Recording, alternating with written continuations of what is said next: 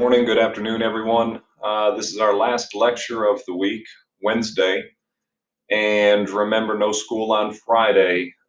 So all of these closing questions that you have, with today being the last of them, please submit by noon tomorrow.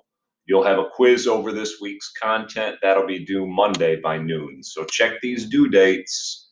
It is essential that you get these in on time for, again, your Tomball High School grade. Uh, and please keep in mind, Lone Star has some different criteria. So still, some of you have not clicked or acknowledged that.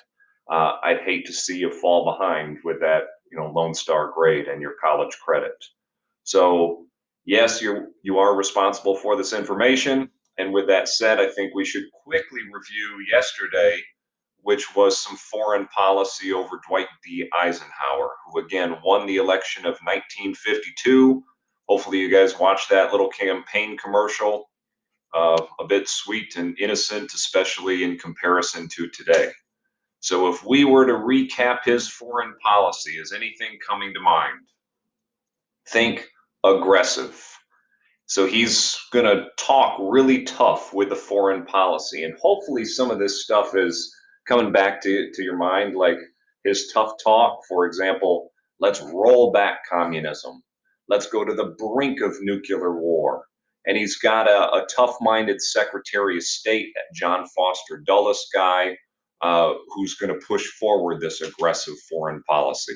So again, tough talk, go to the brink of nuclear war. Does it work? That's our fundamental question with Eisenhower. Is this tough talk working? Well, with brinkmanship, it did work in Taiwan. So he's got that going for him, but there were some things that backfired in his foreign policy as well. Does he roll back communism? No. Hungary, they tried to break free. We definitely did not roll it back there. So, yeah, that one didn't work. So just kind of understand it is a lot of tough talk. Yes, it works in Taiwan, but we also have a lot of mistakes with his foreign policy as well. These are two pretty notable mistakes. The whole situation in Iran, overthrowing their democratically elected leaders so that the U.S. could control the oil supply, yeah, that backfired. Again, our relations are turbulent to this very day, basically stemming from the foreign policy of the 1950s. And as for our situation in Guatemala, we kind of created 40 years of civil war by not allowing them to tax an American company. So, whoops on those, but I think you should be familiar with that. Again, we got to continue our worldwide tour today. We knocked out, some Asian history with Taiwan. We were in the Middle East with Guatemala, Central America, or Central America with Guatemala, Middle East with Iran. Now today, let's go 90 miles south of Florida. So here we are in Cuba, and you guys should recall a brief history of Cuba from what I've covered. Remember dollar diplomacy, the Taft policy? Lump that in with big stick diplomacy. Basically, we dominate their economy, and we're constantly intervening in Cuban politics. Why are we able to intervene in Cuban politics continually? Did we pass something that kind of forces them to work with us where we get to approve their elections? Do you remember this in the aftermath of the Spanish American War? Hopefully, you remember something like the Platt Amendment, where they're not technically free, they're definitely under the thumb of the United States, and they're not too happy about it by the 1950s. That's the storyline here. We dominate their economy, we control their politics, and it's getting to be kind of an ugly situation in Cuba by the 1950s. We had troops there almost continually from our kind of takeover in 1898 up through the 1950s. So just think, near constant American intervention in Cuba. They basically want to be free.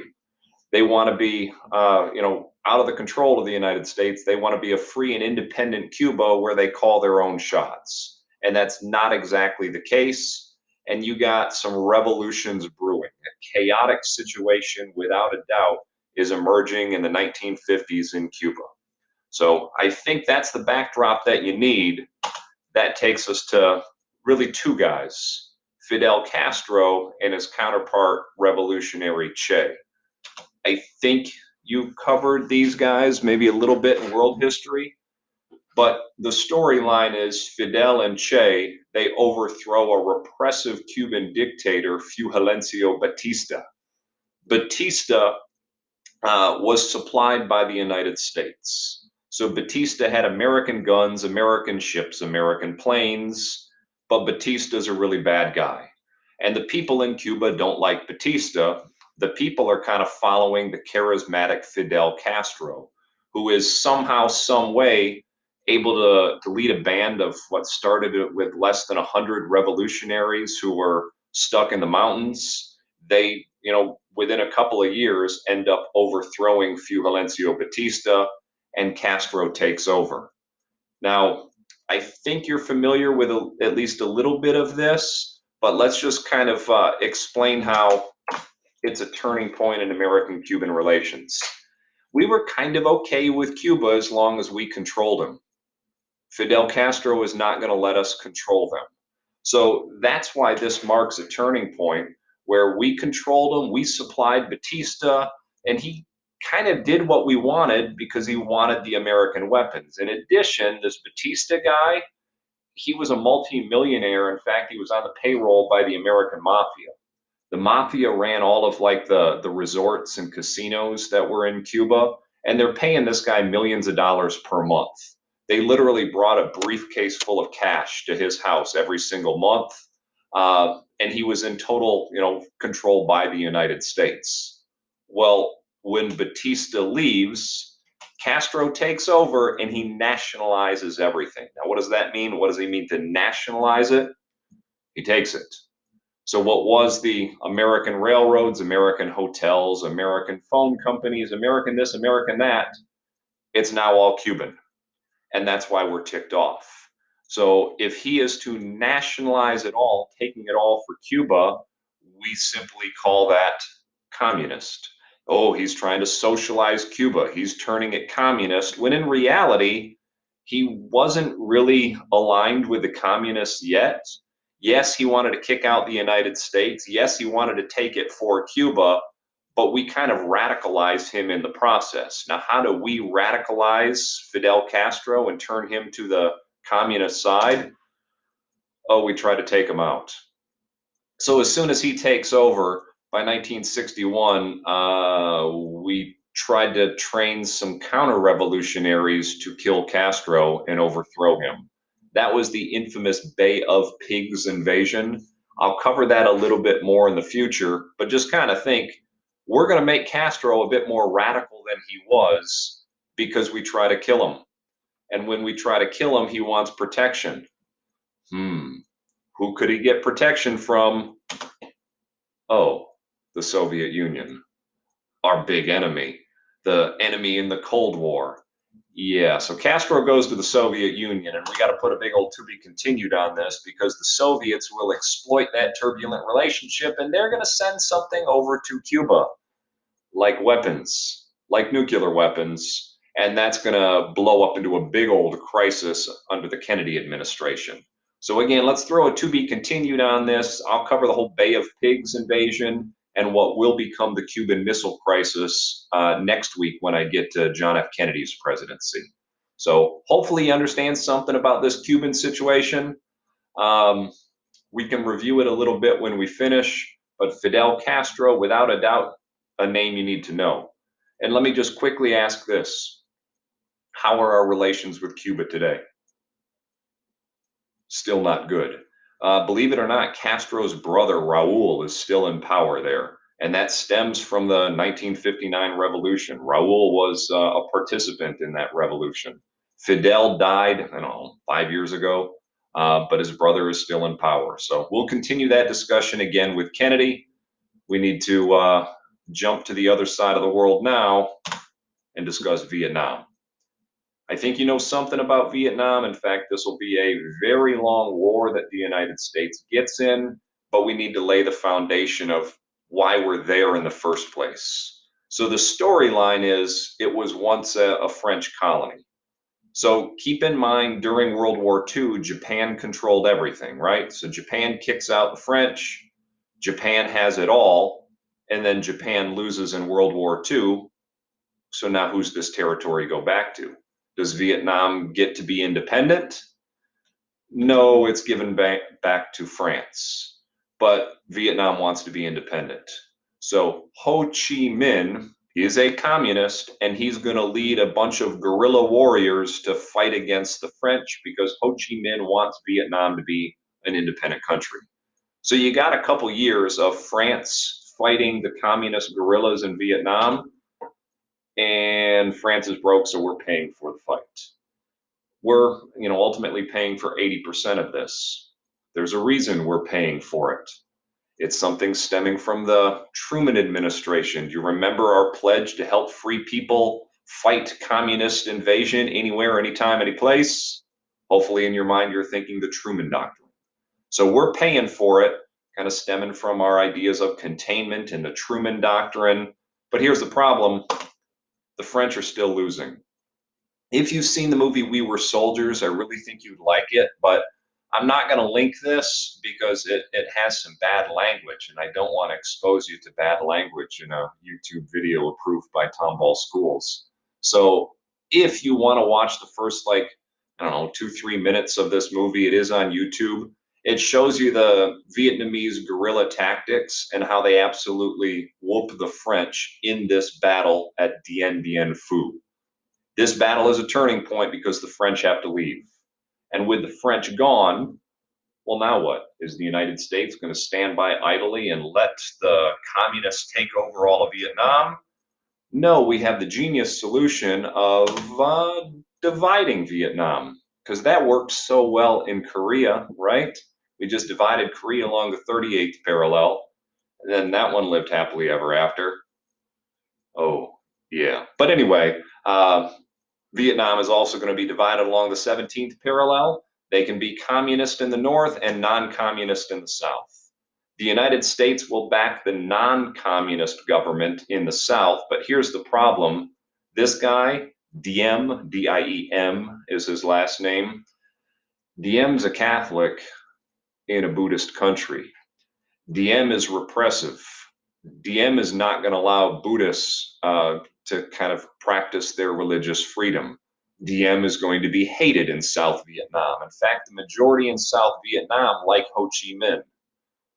Yeah, you got a problematic situation developing here. So we don't care. We back this guy because he's not a communist, even though he's hated by the people in his country. Now, again, we're backing him. He's not liked, so we have to send over so-called military advisors. And these military advisors, it's essentially our military advising our friends in South Vietnam, supplying our friends in South Vietnam to fight the communists in the north. It's not working, to say the least. And we keep having to send more military advisors and more military advisors and more and more and more and more. And that's why we got to throw a to be continued on this, because our continued sending of military advisors later ends up being about 500,000 troops by the 1960s. So let's put a to be continued, and we'll again explain how this thing eventually leads to the outbreak of an all-out war. So to be continued on Vietnam, to be continued on Cuba. If I had to recap his foreign policy as a whole, think aggressive. Aggressive foreign policy. It's aggressive everywhere, but it's not necessarily working 100%. Yes, you got the Taiwan factor. Brinkmanship worked there, but whoops, Guatemala, again, that one technically prevented communism, but it allowed American companies to continue to, exploit the people, and it propped up a kind of hated, evil dictator who kind of had 40 years of civil war in Guatemala. And that's a region that still is struggling a ton today. A lot of people are trying to flee Guatemala coming to the United States. A lot of that's the aftermath of the turbulent times from the 1950s. So did it work in Guatemala? I guess you prevented communism, but at what cost?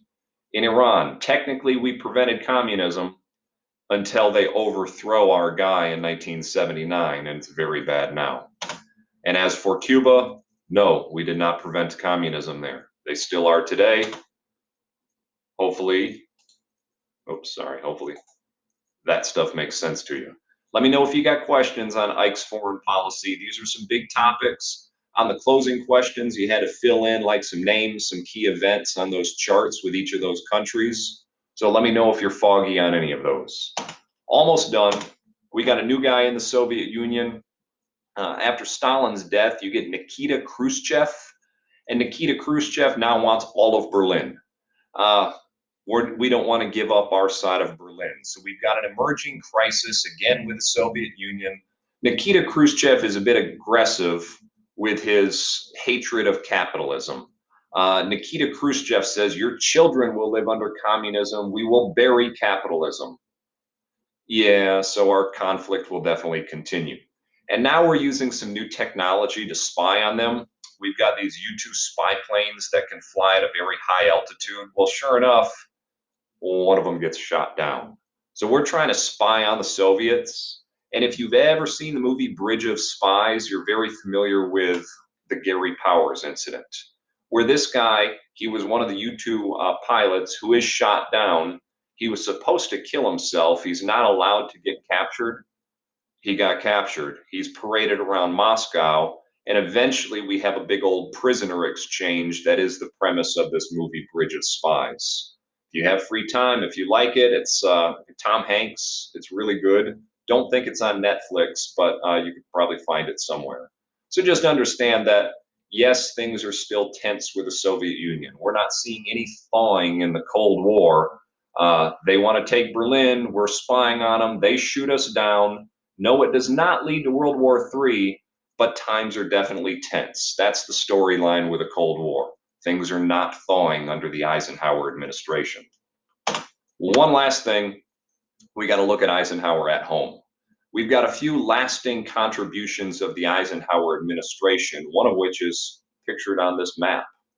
Eisenhower has a huge, in fact, one of the biggest spending projects in American history that again is pictured on this map. Now, what am I talking about? Highways. The Interstate Highway Act is created by the Eisenhower administration, and it's mainly a defense maneuver where if we're ever invaded, we need highways to move around the troops and the planes and the tanks. So that's kind of the ulterior motive, you could say, of us building the highways. But let's just kind of look at all of this. Again, every president, they've got a fancy name for their domestic program. Remember FDR, New Deal, Truman, Fair Deal. Eisenhower calls it dynamic conservatism. By conservatism, he wants to kind of go back to how things were. He wants a smaller government, but here's the thing. The New Deal was really popular. Things like Social Security, the new role of the government, people didn't want to do away with that. So that's why he has to be dynamic with this whole thing. Eisenhower ends up keeping the New Deal. He just kind of advocates a smaller government. But in reality, is a federal spending project like this small government? Not necessarily. So he keeps the entire New Deal, but they're basically saying, well, let's have a smaller government going forward. Let's do some more states' rights stuff, is what the Eisenhower Republicans will advocate. They keep the New Deal. They will tweak a few other policies that were Democrat in nature, notably immigration. Remember that Bracero program and the roller coaster ride of immigration? Okay, so you probably could go back to the 1930s where we kicked out a lot of Mexican Americans, some of which were even citizens. We called it repatriation. By the 1940s, we needed workers. So we have the Bracero program, and many are coming back to the United States. But by the 1950s, the government passes something called Operation Wetback, where they deport a lot of Mexicans again. So that roller coaster ride, it is continuing. Just look at the 30s, 40s, and 50s, and it's definitely turbulent. One other thing the Eisenhower Republicans will change will be Native American policy. Do you vaguely recall that FDR gave Native Americans a New Deal? He gave them rights, he gave them tribal sovereignty, he gave them kind of what they wanted. Oh, they take it back in the 1950s. So the Native Americans are yet again like subjects of the United States. They're not free, they're not sovereign. Roller coaster ride for them as well. So just kind of think you got a few domestic issues. A major one, of course, is that Interstate Highway Act, and another one that we'll have to, cover a different time will be civil rights. That is going on. That's starting to peak in the 1950s, and I guess the big question is, what's Eisenhower doing about this civil rights movement? The answer is not much. There will be one thing his presidency will cover in terms of civil rights, but as Martin Luther King marching, boycotts, this and that, Eisenhower is largely silent on civil rights. So to be continued on that. I've got a whole week on civil rights coming up, but hopefully some of this makes sense. And our very last slide, how's the economy doing in the 1950s? Two thumbs up. Foreign policy, a little bit turbulent, you could say. We're still dealing with the aftermath of some of this foreign policy to this very day. So again, just think Central American issues, still dealing with it, Middle East, still dealing with it, and a lot of that stems from the Eisenhower policies of the 1950s. Now, they do give him a ton of credit for being level-headed in a turbulent time. We're in the Cold War. We've got Sputnik. We've got times of fear and chaos. Give Eisenhower a whole lot of credit for staying calm. And again, he is a military man. He had been through World War II. So he gets, a lot of praise for staying level-headed in a time of crisis. Now, Eisenhower's got one more thing. He's got a farewell address that we could probably say is the second most important farewell address in American history, the first of which, of course, GW. But Eisenhower's farewell address, he says something about the military industrial complex. And he warns about this and this whole military industrial complex. It's kind of come true. He says this could be problematic and it could lead us into a kind of state of near constant war. So this is the military industrial complex where you've got, from World War II, all these huge military corporations. Think of the companies in the US that build weapons and tanks and planes and bombs and this and that. Well, with our democratic system, these military corporations are allowed to lobby Congress. They're allowed to give a ton of money to Congress. Congress then is influenced by lobbyists, so they grant all this taxpayer money to the Department of Defense, which buys from these corporations that are lobbying the Congress. Now think about this. What do these corporations need to survive, to continue? They need war. They need to have the government use those tanks and planes and bombs and weapons. So if you look at our foreign policy from the 1950s to today, our military has continued to grow and we have been engaged in a number of conflicts. Now, Eisenhower, a military man, was warning about that in his farewell address. He said, that could be dangerous. He says a military industrial complex could eventually be problematic for the country. So it's out there, it's complicated. Just kind of understand that that is his warning to America, that this could be bad. That's where we'll leave things with Eisenhower. I think I've got Kennedy next week, and then I do civil rights. So let me know if you have any questions. Again, your closing questions are due tomorrow by noon, and your quiz over all of this stuff, it'll be uploaded in Google Forms tomorrow morning. You have until Monday at noon to complete all of that. I hope you have a good day. Again, let me know if you have any questions or concerns.